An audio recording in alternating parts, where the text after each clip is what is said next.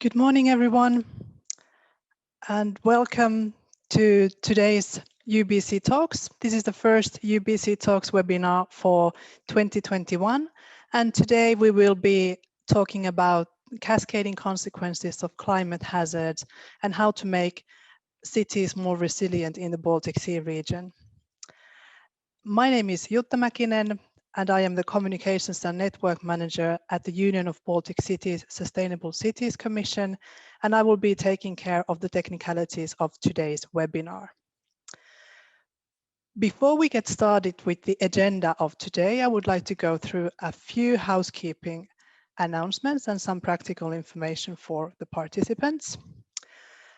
First of all, for your information, this webinar is being recorded and will be uploaded later on to our YouTube channel and also to our website.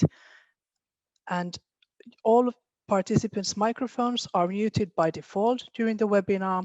But if you at any time wish to ask questions or leave comments, you can do so in the chat box.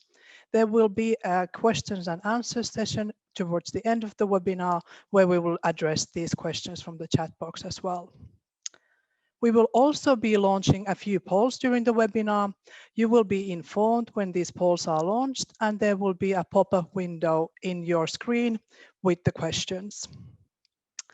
And also, before getting started with today's agenda, I would like to introduce you Union of Baltic Cities and our activities. The Union of the Baltic Cities is a network of cities in the Baltic Sea region working together to foster sustainable, smart and safe cities. UBC works through its 7 thematic commissions, and today's UBC Talks is hosted by the Safe Cities and the Sustainable Cities Commissions. This UBC Talks webinar platform is an example of our work.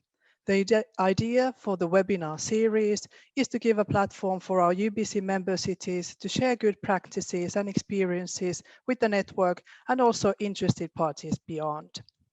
And very briefly about our 2 commissions today hosting the webinar.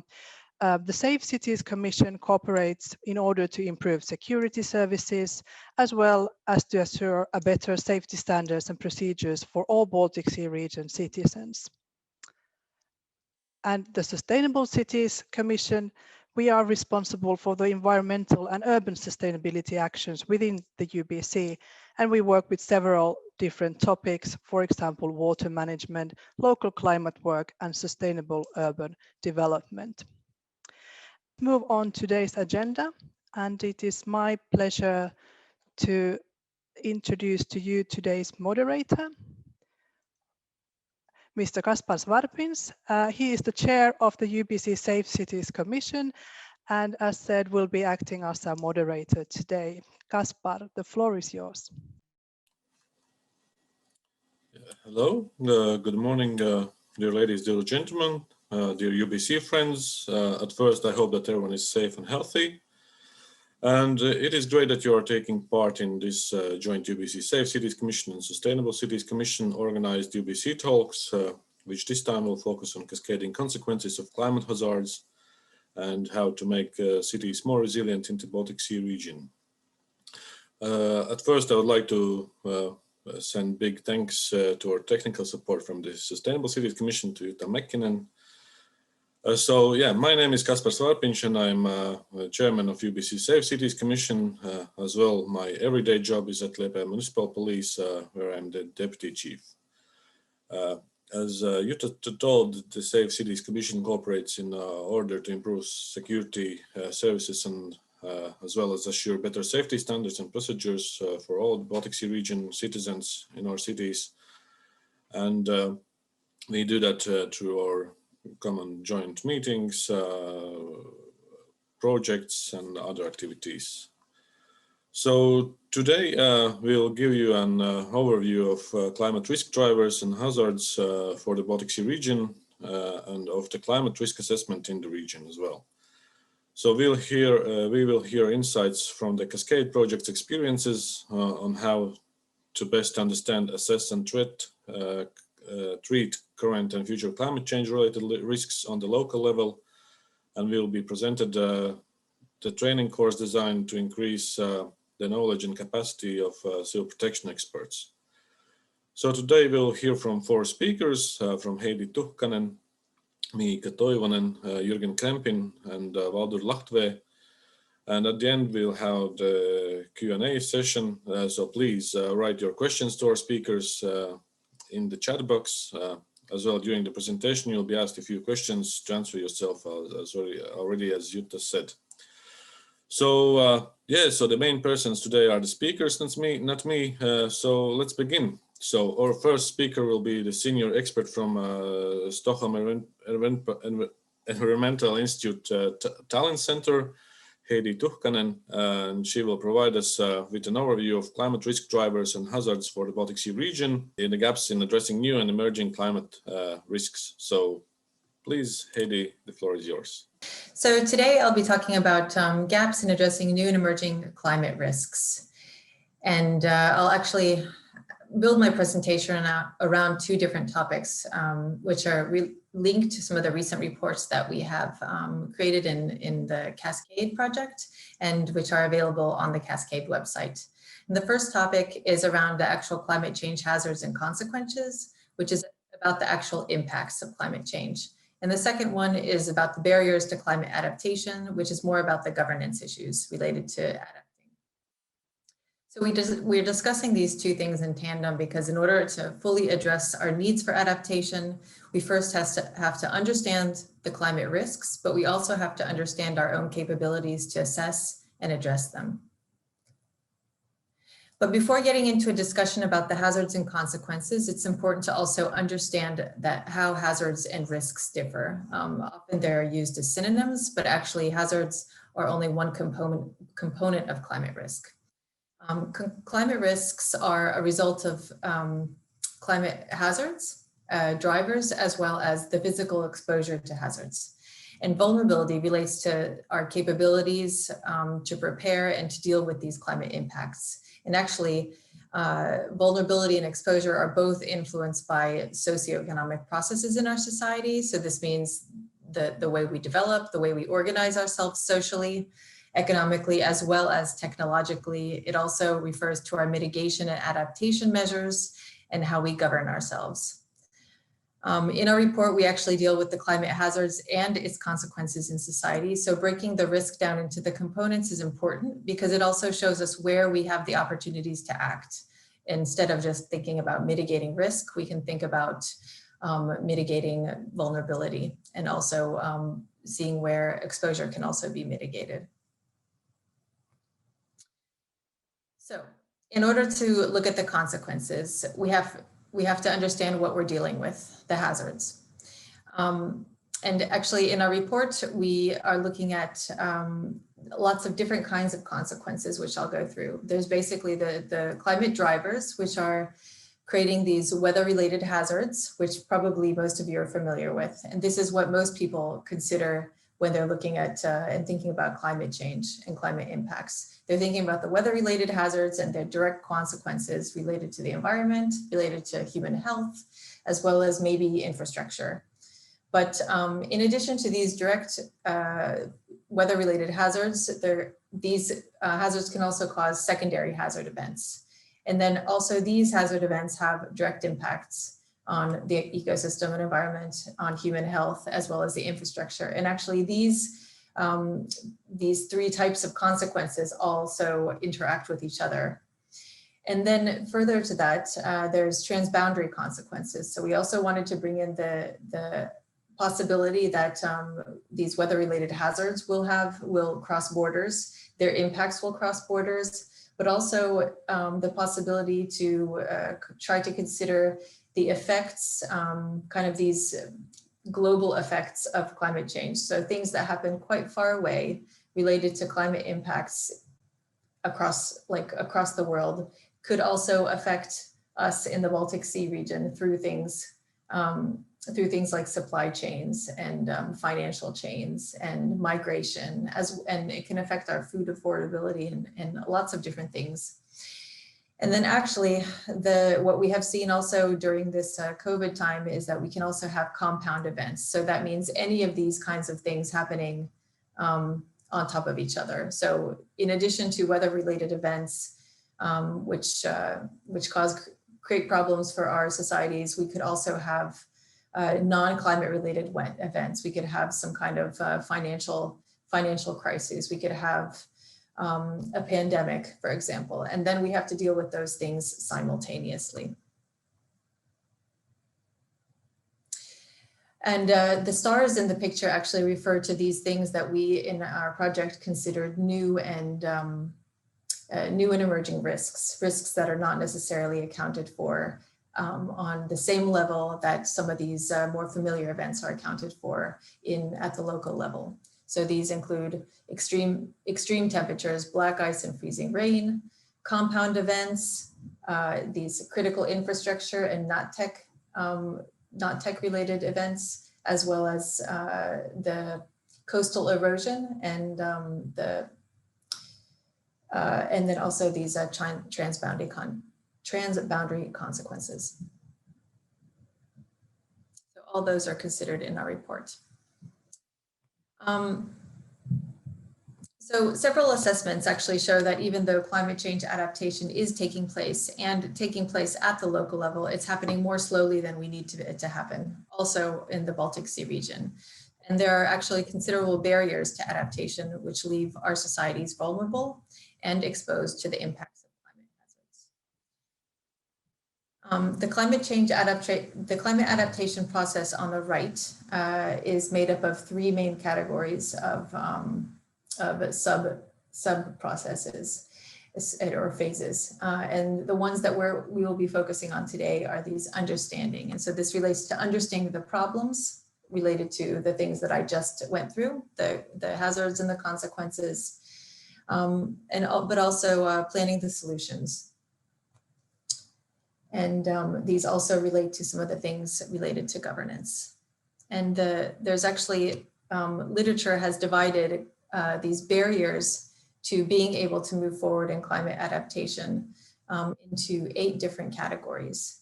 And these categories actually deal with things like conflicting timescales, mismatching timescales or competing interests, ineffective leadership, for example, the lack of resources, issues around data access or data use, and governance issues around awareness, attitudes, and then actual problems with moving forward in the climate adaptation process. And this refers to, within our project, the risk assessment process itself.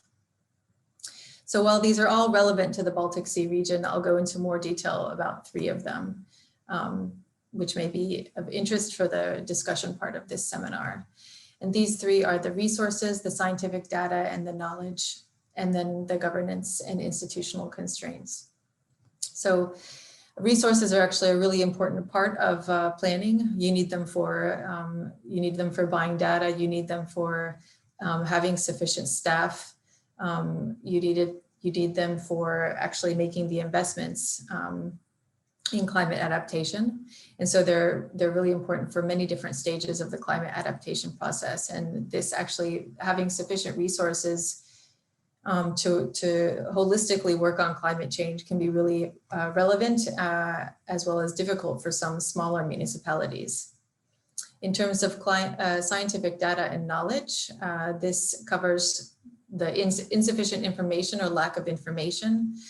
Maybe it's about access to information and having the information in a form that's actually very usable or easy to use by the local level authorities. It can also be difficulties in dealing with the actual uncertainties that relate to climate change data. And this is something that we've encountered in our project as well. And then there's governance and institutional constraints, and this deals with a lot of different things, but it highlights the fact that climate adaptation solutions and work needs to be very cross-disciplinary and cross-sectoral and multi-level in terms of governance. And it requires organizations to really break down the barriers within their different departments and to work together, for example, between disaster risk reduction and climate adaptation to make sure that those things come together. Look at short-term and long-term events.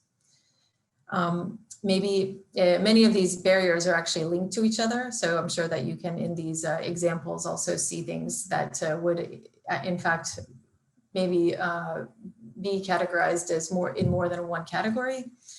And then maybe some of these barriers are familiar to you, more familiar or less familiar to you in your own work. So in our Cascade project, we actually we had a few workshops with people from civil contingency organizations at the local level, as well as spatial planners. And our barriers report actually identifies the main categories of barriers that were identified in the Baltic Sea region. And you can see these are some of the example barriers or some of the main barriers that were identified.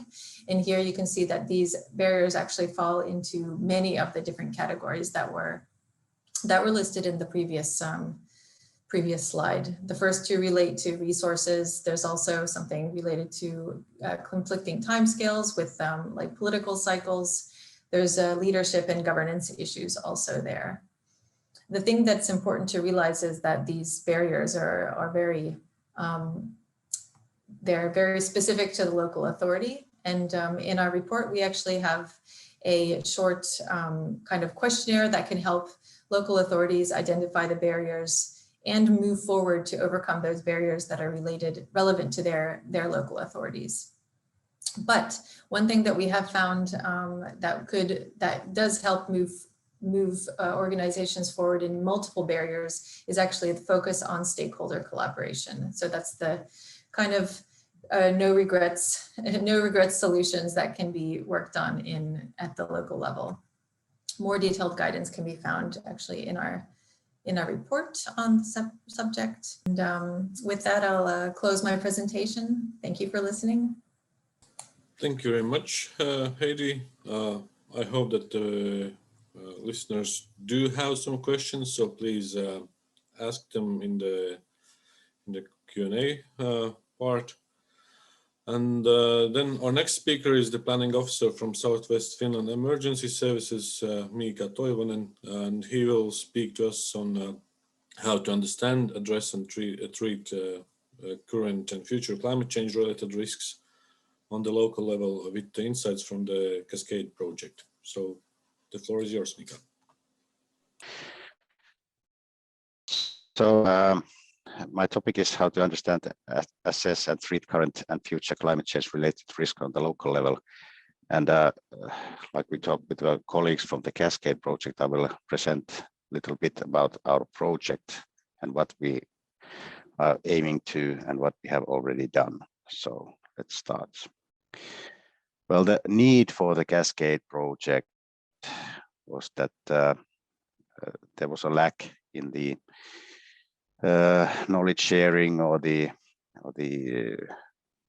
professionals working on the climate change, and there was a need for the involvement of the civil protection specialists as well as the climate change experts to work on this issue. And in this project, we will create improved capacity to understand, assess, and treat the current and future climate change related risks, especially on the local level, and focusing on the Baltic Sea region conditions. And this is quite a unique project because we are focusing on the local level and not the regional level. Of course, we are working also on the regional level, but mostly on the local level. And this project will increase the practical risk management capabilities of local authorities. And we are creating positive cascading trainers, which is morely presented by Mr. Jürgen Krempin in this seminar or webinar. And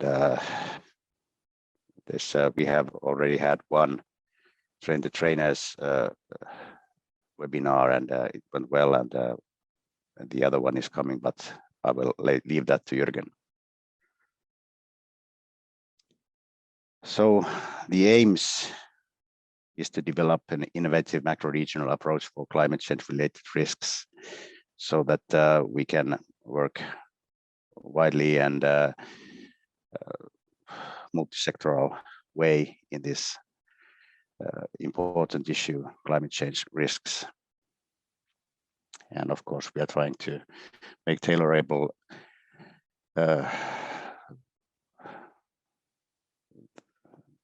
things to the communities and municipalities and for the cities in our region. And of course, we try to increase the local decision makers, spatial planners, developers, and critical infrastructure operators, rescue services, etc., the practical knowledge of climate change effects and how to manage them. Because one thing I have noticed during this project in my daily work, that the results that we have had this far on this project, and some of them are already implemented in our daily work. So I think in a way we have succeeded in our project. And of course, we try to create a framework for better coordination between local, national, and macro-regional, EU and international levels in climate change, urban risk management. But these are big aims, and they are coming slowly. But I think, in a way, we will succeed in these aims, because climate change is affecting us all, and the cascading effects, which Heidi just talked, are affecting us all right now, and will be even affecting even more in the future. So we have to focus on that. And of course, we are trying to help the Sendai framework disaster risk reduction implementation in the Baltic Sea region also. Oops. Well, the outcomes of Cascade project, we are influencing on local, national, and international level the decision makers, and of course increase the knowledge on all levels, and trying to focus on the local level, because everything starts from the local level. And the training course developed by Project Consortium is easy to modify on local level actors, because now it's made by our German and Danish colleagues, and the risks which are taking in concern in this training course are quite local, like in Germany and what is in Denmark, but they are easy to modify. Like here in, let's say, in Turku, where I live. But as we all know, we have this COVID-19, and it's supposed to be a physical training, but it moved to web, but it's also easy to use in the physical trainings also. The toolbox developed in our project includes all the essential results, and it will be soon published to the audience, and it includes the guidelines for risk assessment and all the material Heidi presented, and then there will be something about the national policy dialogues and etc. etc. So that will be a very good toolbox that will be launched in a few weeks. And our consortium is from different actors, from different sectors and levels and countries. We, like I mentioned many times before, we have civil protection experts, climate change experts, researchers, and policymakers. And we are working together to find solutions to security risks posed by climate change. And I think, in my opinion, this consortium has been very good, and everyone is working very effectively on the same goal, and we have shared the knowledge from different sectors, and we are combining the knowledge that we have, so that we can work better on our common goal. But I thank you for the opportunity to present the Cascade project to you. So I will give this floor back to Kaspars. Thank you very much, Mika. Yeah, I think it's really good that the polls show that we already have people who have heard about Cascade project, and as well we have new people who haven't heard, and they have heard it now, and then probably they will look more into our project. The homepage, you can just Google Cascade BSR, and then you will find our homepage. Later on, there will be toolbox available. Yes, and then please, if you have some questions, please ask in the questions session, question sector. So now we move to our new UBC member city, to Hamburg. The head of international cooperation from Hamburg Fire and Rescue Service, Jürgen Krampin, will speak about climate smart civil protection experts, increasing the climate change adaptation knowledge. So please, Jürgen. Yes, good morning, everybody. And thank you very much that I got the opportunity to give this presentation about the Cascade project, especially the task we did in our workshop, in our workshops. And as Kaspar Zwartens already said, I'm Jürgen Krampin. I work for Hamburg Fire and Rescue Service, and I'm the head of for the Department of International Cooperation. So what did we try in our project? We tried to achieve or to increase the knowledge of civil protection experts in climate change issues. And I hope that my presentation will work. Yes. So the results, how we organized the workshop, that is something I would like to explain to you. So a little bit more in detail. Mika Toivonen very well explained the main topics of the Cascade project, and I would like to explain what we did during the project. So the effects of climate change, as most people know, will be ongoing increasing of temperatures. That is something we feel already now, for example, in Hamburg or in some other region as well. So we will have more extended frost-free seasons. We will have changes in weather forecast patterns. So weather forecast doesn't work as well as it did. We will have more droughts and heat waves. Everybody might feel this during the summer season at least. And we will have more and stronger summer thunderstorms, for example, hurricanes. And quite often discussed is the topic that the sea level will rise and is already rising. The melting of the Arctic and Antarctic ice shields is a problem. We will have more heavy rain coming along with floodings. And we see the deglaciation, so the decline of the glaciers in the Alp mountains and wherever. And there are a lot of other issues related to climate change.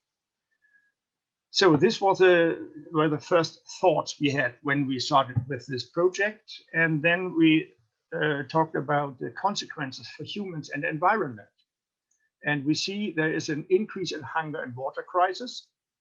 Hunger not in our region, but in a lot of, in many regions around the world. They have not enough drinking water, clean water, and whatever. And this problem will rise and be a huge problem in the future. We will have health problems through rising temperatures and heat waves, blood circulation problems or whatever. Then we will have economic implications, of course, as well, of dealing with secondary damage related to climate change. And we will have as well increasing spread of pests and pathogens, loss of biodiversity due to limited adaptability and adaptability speed of flora and fauna, ocean acidification, and a lot of other issues. And the question we asked ourselves is, what experts from what area, from which level, with what background and knowledge, what experts have to deal with climate change adaptation? And we tried to answer this question, and we saw that there is a need for reaction and preparation for a lot of persons, a lot of experts. And so we wanted to raise the awareness for climate change and climate change adaptation, because in some talks we had with experts, we felt that they don't know exactly what is going on and what kind of adaptations is necessary. And we wanted to raise the awareness for climate change related risk assessment. As this is a part in disaster management organizations and civil contingencies agencies, that it is not a main topic so far, not in all of them. And so we wanted to raise this awareness for authorities, ministries, everybody, stakeholders involved in safety and security issues, first responders, of course, city planners as well, and experts from agriculture, forestry, energy, infrastructure, tourism, and so on and so on. So this is quite a lot of stakeholders will be involved and are already involved in the climate change issues. And so we see a need for adaptation in nearly all areas in our societies. And one possible solution, we decided we wanted to create a series of workshops for relevant experts together with our project partners. Mika Toivonen already mentioned, so here you see all of them. And so we had 9 partners from 7 countries, and all worked very good and very effectively and closely together. And the project, we invited experts from other countries, from our own countries as well and beyond, and from different authorities, agencies, and of course from different levels, from the local level, partly from the national level, and as well from international level. And we invited them to take part in the Train the Trainers workshop. We had one of these workshops, so that is already finalized, and we will have one ongoing in May.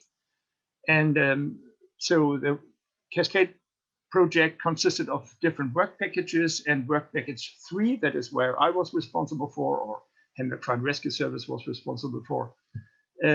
Our task was to the capacity building on integrated climate change and disaster risk reduction management.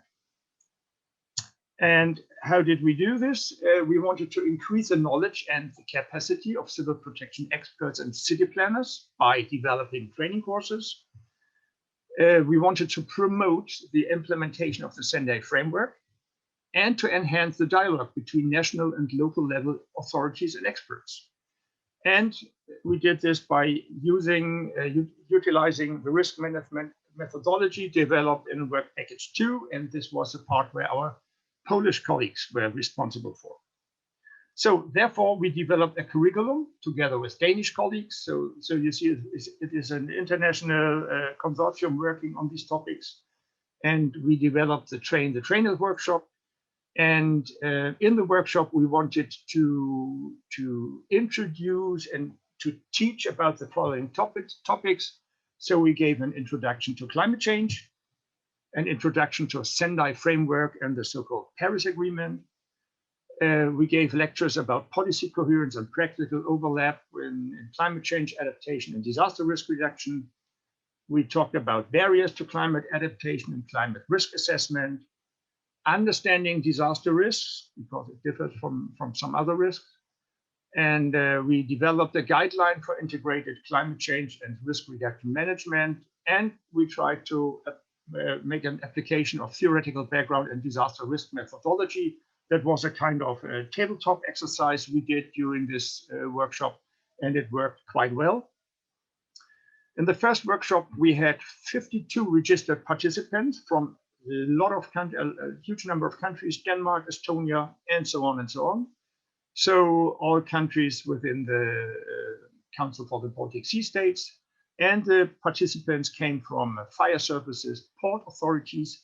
We had some experts from the universities, so the so-called academia, ministries, especially interior and environment, and we had at least one intergovernmental organization. So all these experts got a lot of information, got a lot of knowledge, new knowledge for a lot of them, and So a main topic in our project was the Sendai framework, because the Sendai framework is dealing with climate change. And so I would like to, we have some, we reached all the stakeholders. Sorry, I just mixed the slide. We raised the awareness for climate change related and communication knowledge in climate change disaster risk reduction. And we hope that the achieved knowledge will be considered in the experts' daily work. We are not sure about this, but we hope.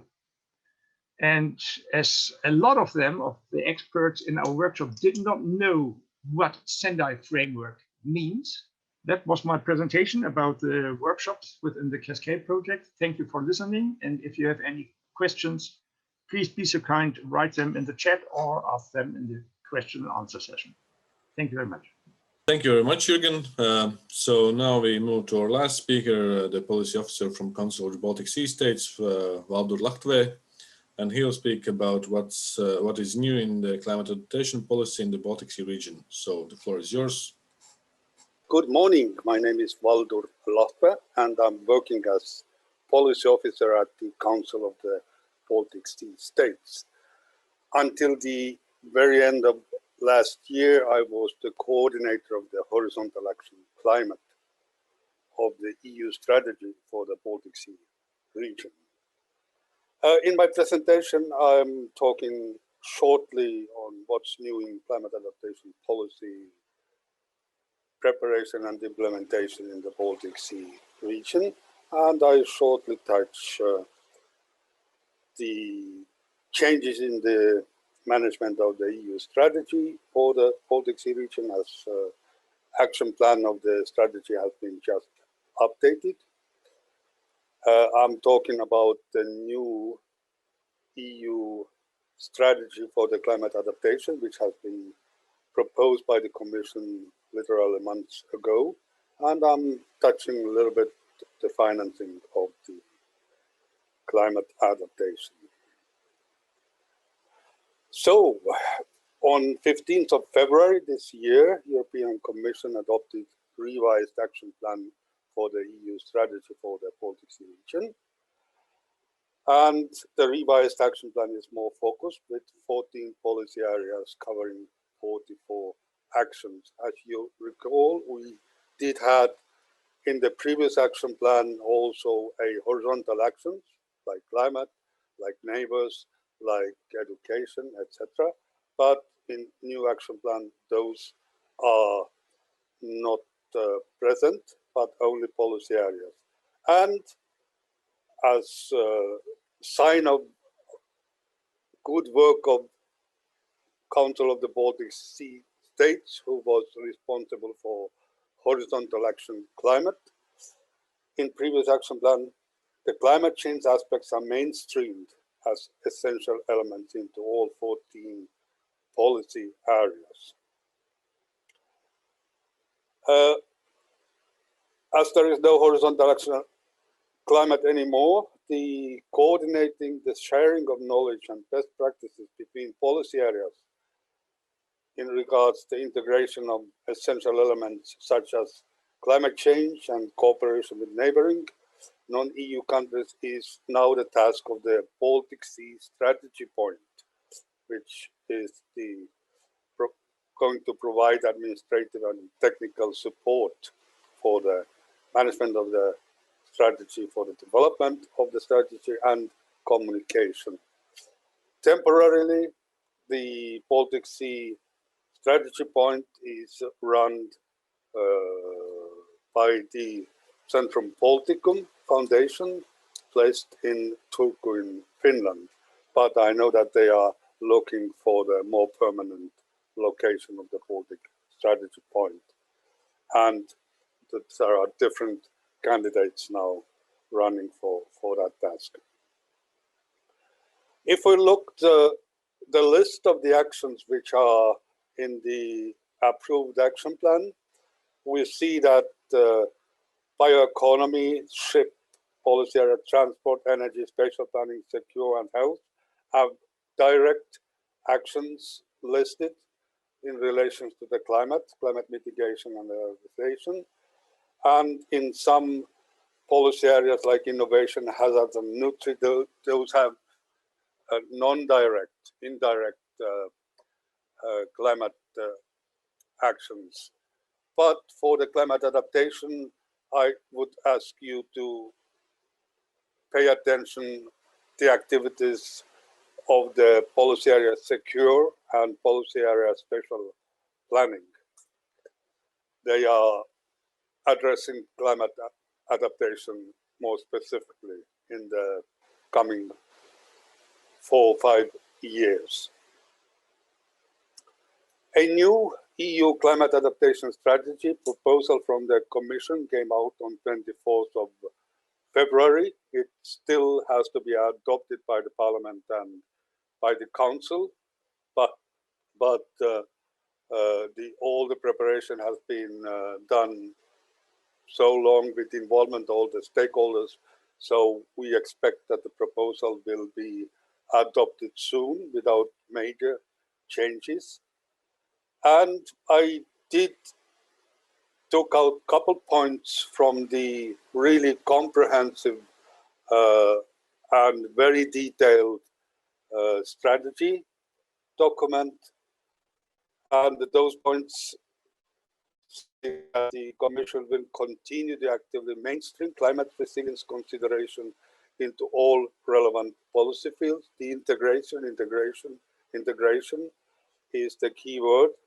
And it also specifies kind of 3 priority areas for coming period: the integrating adaptation into macro fiscal policy, the financing, the promoting of the use of the nature-based solution in building the resilience of societies, and also the local adaptation action is in the focus of the new strategy. And that's obvious that the climate change consequences are really coming out in the local level and has to be addressed in a local level. If you recall, then the previous climate change adaptation strategy of the EU mostly focused on the building capacity and seeking knowledge at national level. But now a new adaptation strategy really focuses on the local level action, besides the integration into the climate considerations into the policy areas. Also, it's very clearly stated, and whenever relevant, EU and member state policy making should apply the policy coherence principles, ensure that regulation and funding take into account disaster risk to avoid creating new exposure, to reduce existing risk by building up resilience, prevention, and preparedness. Probably you have heard that preparation of the different financing programs for the coming 21 to 27 multi-annual financial framework. Names over the times are put on that.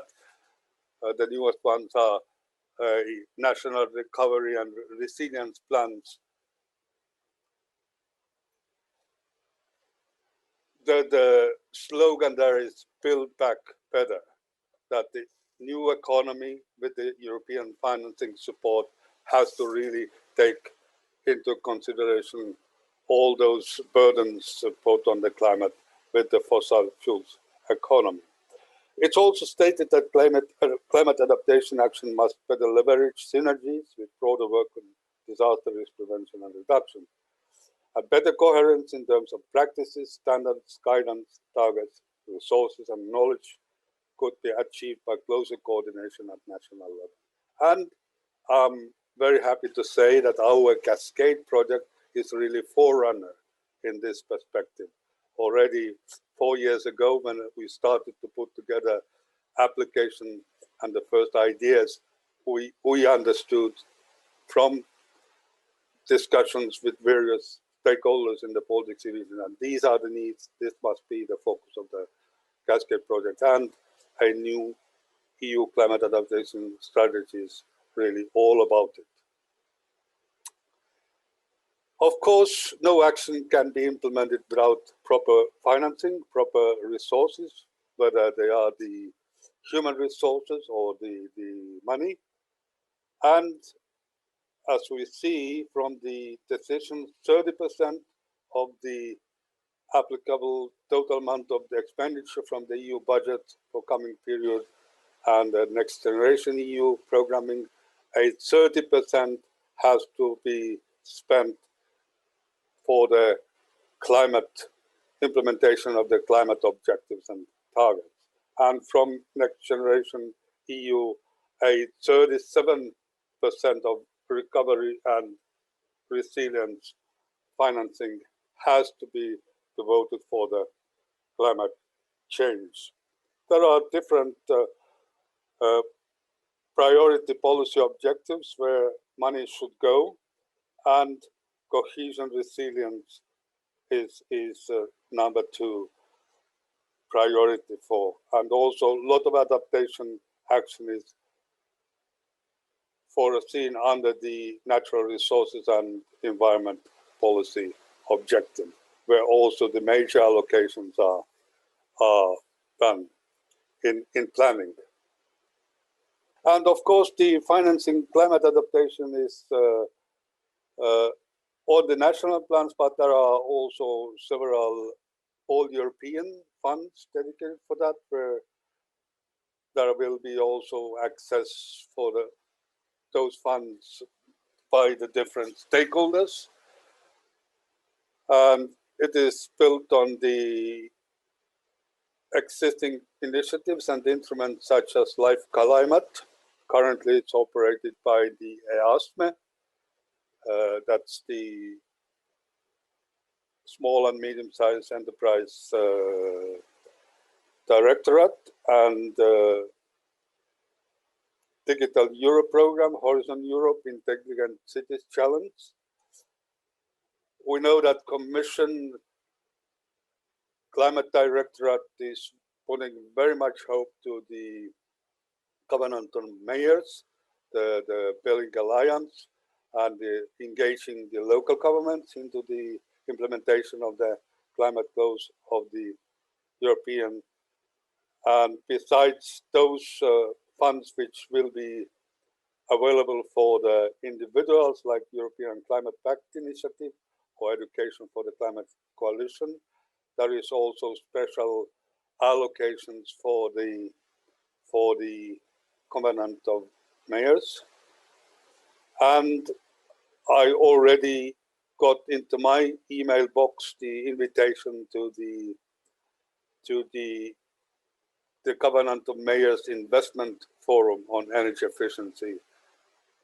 And that will take place on 15 and 16 June. And that's arranged by the Climate, Energy, and the EASME, General Directorates of the Commission. So event information link is on the slide, so I know that the slides will be distributed later on. So, or just Google the Covenant of Mayors Investment Forum and you will get the information out there, the new planning events. So you are welcome to seek for that information. And coming back to closer to the Baltic Sea region, we do have the Interact Baltic Sea region also for the coming financing period, 2021 to 2027. And there is already agreement reached on the priorities and the water smarter societies and the innovative societies. 2 priorities are looking very much climate adaptation response and building the resilience of the societies. Sub-priority resilience economies and communities and sustainable waters. That's very much about the problems already identified by the Cascade projects and by the different stakeholders. Priority 3, climate neutral societies, is looking for the mitigation targets. And I guess that's shortly all from me. And you are always welcome to contact me directly if you are interested in building the resilience and the local level. Thank you. Thank you very much, Valdur. So yeah, with this we have concluded our presentation session, and now it's time for question answers. So please write your answers in a question answer session part or in the chat, or you can try to raise your hand and we can let you speak. But we have received one question, so it goes to Mika. Can you, Mika, share a little bit more about how the results of Cascade have been implemented in Turku, and what have been the most useful outputs for your daily work? Okay, thank you, Kaspars, and thank you for the question to Katie. Actually, in our daily work, our risk assessment specialists taking more into consider the climate change related risks, such as storms and flooding and all that kind of stuff, because just a couple of years ago, they are concentrating on the structural safety in the very basic way, like they do in the fire and rescue services. And also our chief of risk assessment is very interested on climate change related risks, and we are trying to share all the information we got from the trainers course. Like we had one specialist from our risk assessment section there, and we have also organized a webinar where we shared the information about the results of the Cascade project. And I think the floor to share the information is very fruitful right now. And the participants in our webinar, they came from our rescue services and from the city of Turku, where the city planners and the safety people from city of Turku participated in our webinar. So I think what I can see now in the daily work, that they are really taking in consideration the climate change related risks more than in, like I would say, in a year ago. So we are doing more risk assessment work in a wider way, so to say. So that's how I see it now in our own department. Okay, thank you for your reply. I think it can go to other practitioner here, to Jürgen as well. Have you implemented something in your daily work in Hamburg Fire Rescue Services? Yes, Kaspars, we have.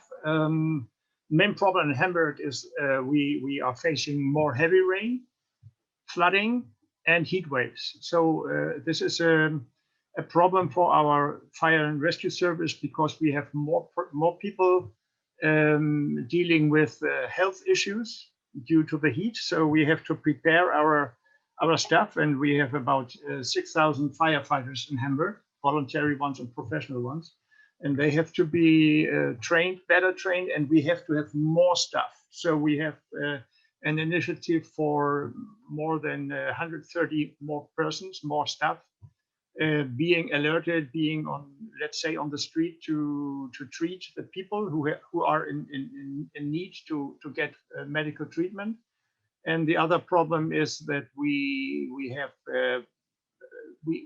think that we will have a rising of the sea level, and as Hamburg is located, not close to the North Sea, but 100 kilometers far away from the North Sea, but we have a tidal movement, so we have to assess how high the flooding may come. We have in the winter season about 3 or 6 floodings where huge areas of the harbor area and some other areas are flooded, and so we have to take some measures. That is something, a topic for our city planners as well. So we have the rescue related risks, and we have the city planner risk or something like this. So that is something we have already now, and we are working on. And at the moment, at least, we feel that we are well prepared, but nobody knows what the future will bring. That's from Hamburg's side. Okay, thank you, Jürgen. Maybe Heidi or Valdur wants to add something to this question.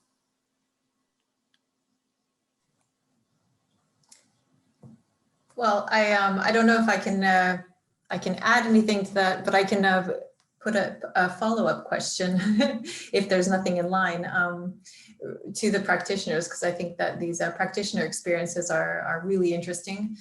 But what would you say in terms of the kinds of consequences and impacts that I had shared earlier? What do you think that in your own local authorities were the main challenges over the Cascade project?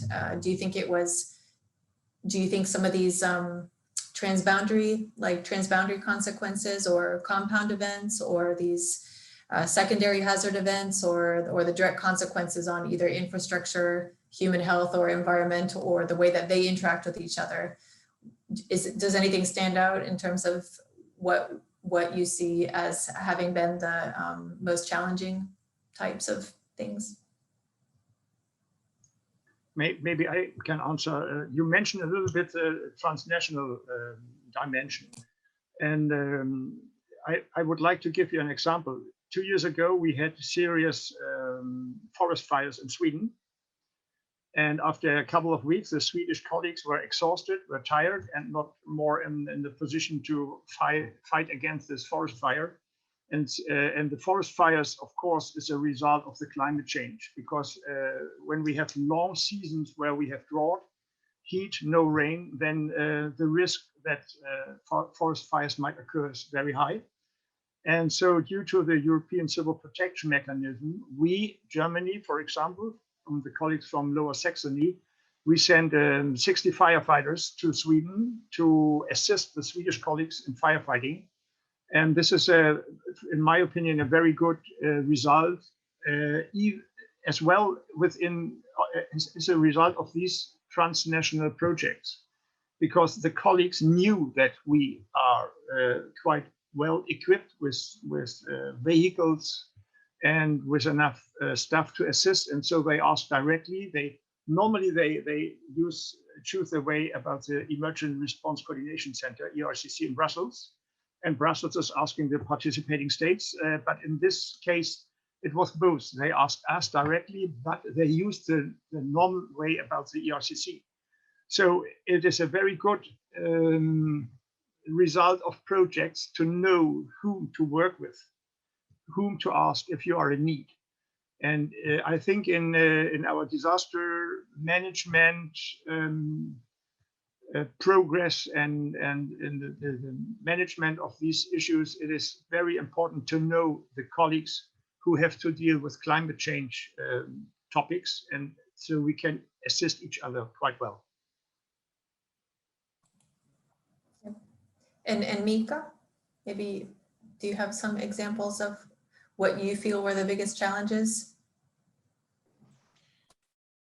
Well, Jürgen just said quite good issues here. So, and also I can tell that Finnish colleagues also participated to that firefighting in the Sweden.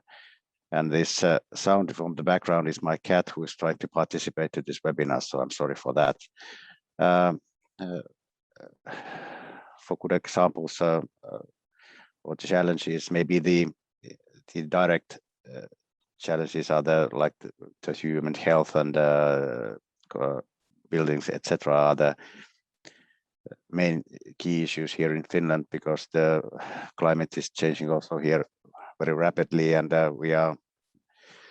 we have had already big floodings in the northern parts of Finland, in the so-called big rivers in Finland, and there was a quite hazardous situation in the city of Rovaniemi in last spring, and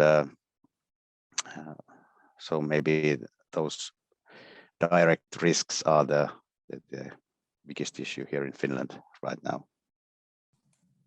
Thank you. If I may, then I would add some aspects, if I may, to share the screen. Yes.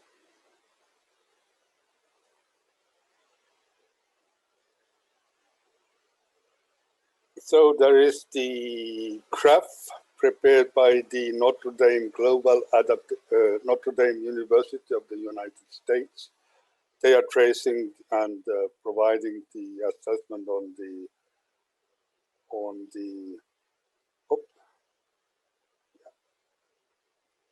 the adaptive capacity and vulnerability of the different countries in the world, when overall the Nordic countries, Baltic Sea region countries, are far above the global average, then we see very clear distinction between the Nordic and Western and Southern and Eastern part member countries of the EU and the other countries around the Baltic Sea region.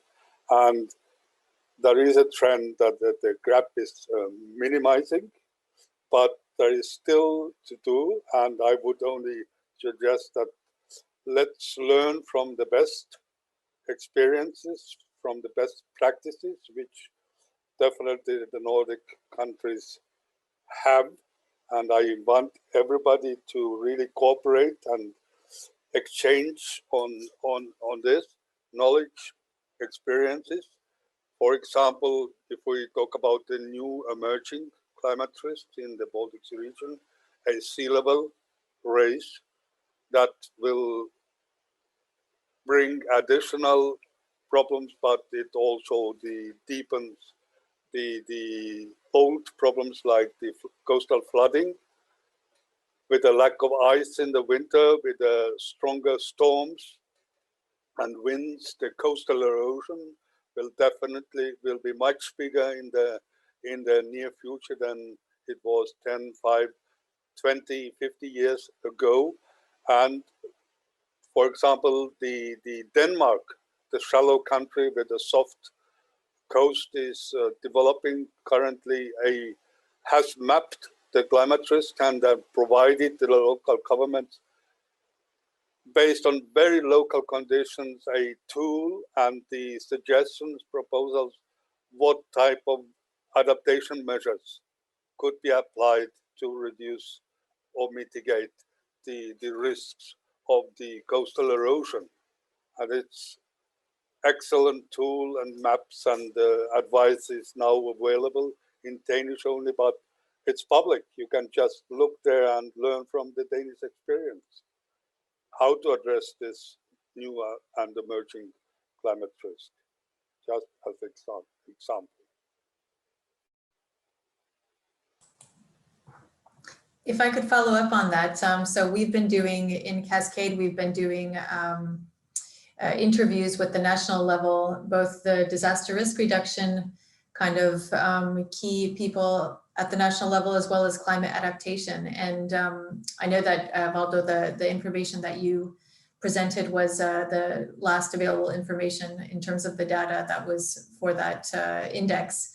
But I want to also highlight that there's a lot of good examples of projects and initiatives that are underway in all the Baltic Sea region countries in terms of moving climate adaptation forward. And one of the things that we are currently doing, in addition to the national consultations that we're holding currently this month, even this week for each of the countries, is where we will be analyzing the interview material that we have from the national level, as well as the outputs from the local level, and we'll be coming up with some policy recommendations, and also highlighting some of these good examples that are available in each of these countries.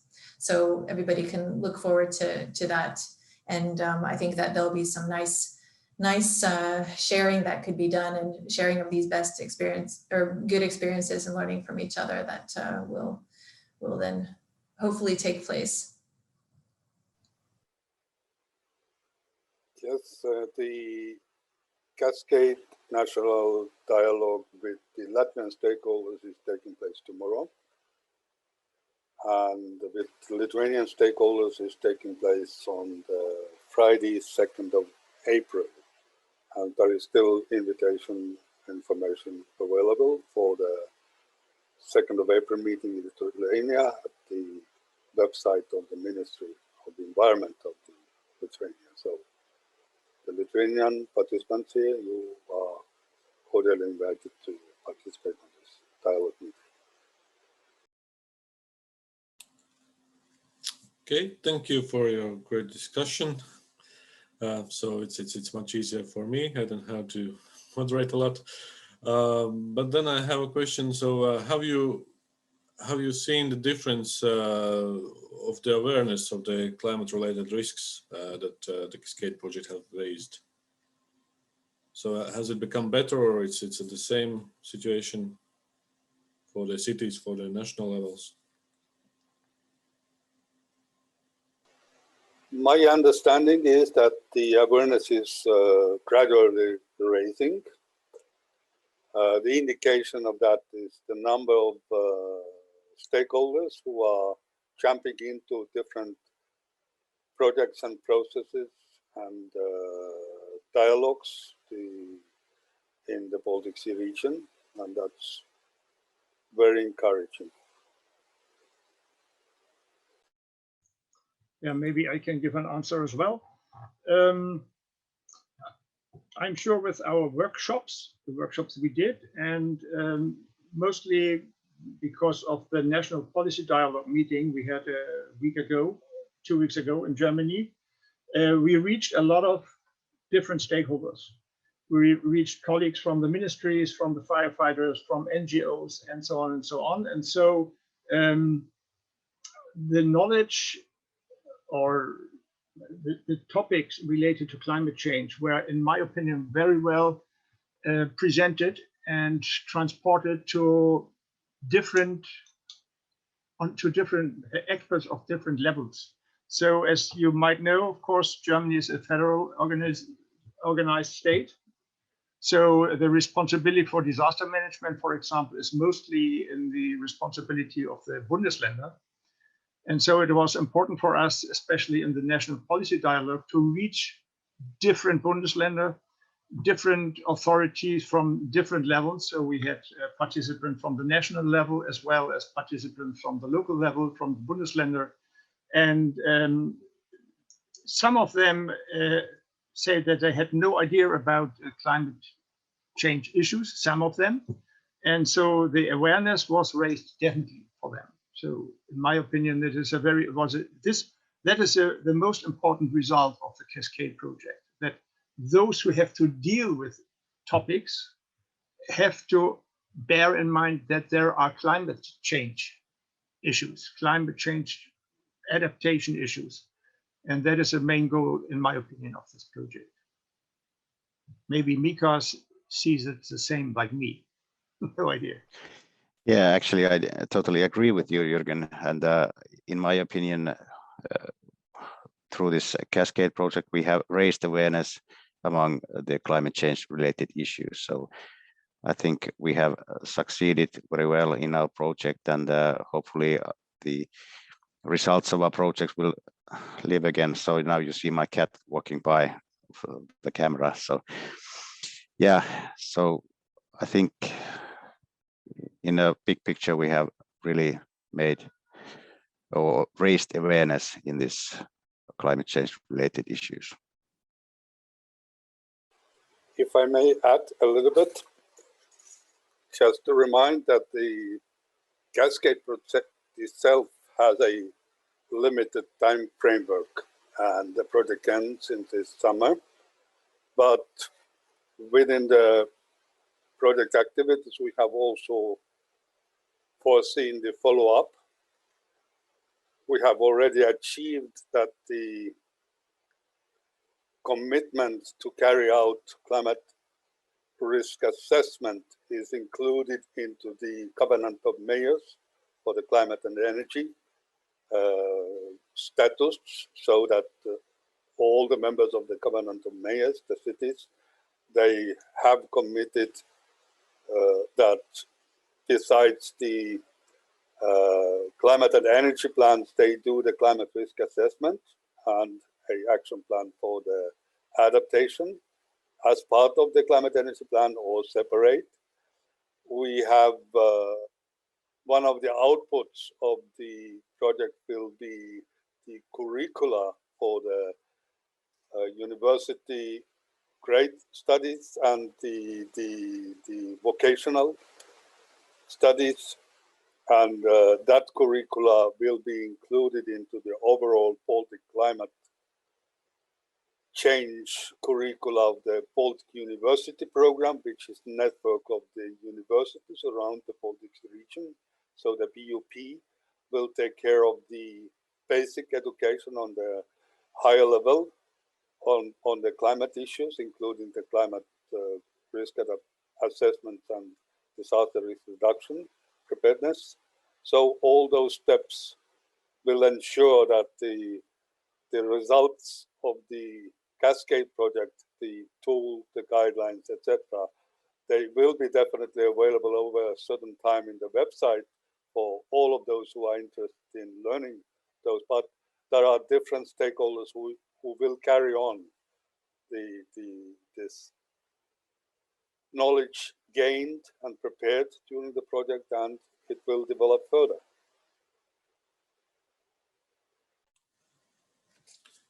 Okay, thank you very much. And then you've also answered already to my next question, so thank you for that. Looking at the time, it's almost, we are almost at the end. What I really liked that Mika had in his presentation, that we agree or not, but the climate change is already here. So yeah, we can't deny, we can try to deny it, but we can't do anything again about that. That if we deny, that doesn't make the problem go away. So yeah, thank you very much for your participation. And then at the end, I will give the floor to Jutta to conclude the meeting. So thank you very much, and I hope you enjoyed the meeting. And yes, Jutta, please, the floor is yours. Thank you very much, Kaspars, for a very well moderated webinar, and for all speakers for wonderful presentations. All the participants, you will receive a follow-up email with a link to our website where you will find the recording of this webinar and also all these presentations, and a short article summarizing the webinar. And of course, we also invite you to follow up closely the Cascade project, and as it's reaching its ends and launching the final results. Our next UBC Talks webinar will be organized in May with the topic of water as a resource in climate resilient cities. We also invite you to join that, and also through our website you can also access the UBC Talks that were organized in 2020. So there were altogether 10 webinars around sustainability related topics organized. But I think as we're reaching the end, on behalf of the UBC Safe Cities and Sustainable Cities Commissions, all the speakers and the Cascade project, I would like to warmly thank all of you for participating, and I'm hoping everyone will stay healthy and safe, and wish you all great rest of the day. Thank you.